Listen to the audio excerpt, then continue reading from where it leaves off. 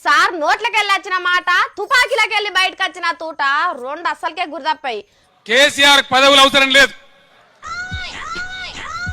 ఒక దళిత నాయకుడినే ముఖ్యమంత్రి చేస్తామని చెప్పి కేసీఆర్ ప్రకటించాడు. నేను చెప్పినా అంటే తల నరుక్కుంటా కానీ ఆ మాట తప్పను. మీ అందరికి కూడా 5,04,000 రూపాయల ఖర్చుతోని మీరు దర్జాగా ఉండేటట్టు డబల్ బెడ్రూమ్ ఇండ్లు కూడా మీరందరూ ఒప్పుకుంటే వెంటనే మీకు ఎక్కడైతే జాగాలు దొరుకుతాయో అక్కడనే మొత్తం బ్రహ్మాండమైన కాలనీ 3 తండాలకు కలిపి డబల్ బెడ్రూమ్ ఇళ్ళని కూడా కట్టిస్తా అని చెప్పి నేను మనవి చేస్తా ఉన్నా.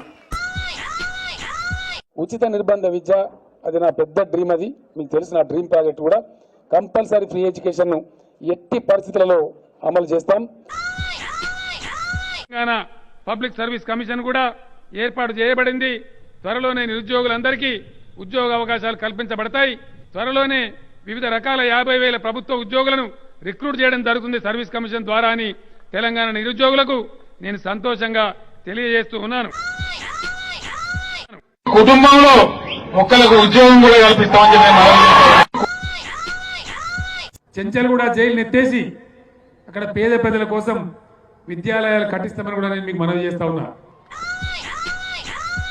తెలంగాణలో ఉన్న కాంట్రాక్ట్ ఉద్యోగస్తులు మీరు ఏ డిపార్ట్మెంట్ అన్న కావచ్చు, ఏ పాఠశాల కావచ్చు, లేదా మరొకటి కావచ్చు, కాంట్రాక్ట్ ఉద్యోగం అన్న సిద్ధాంతానికే కేసీఆర్ వ్యతిరేకం.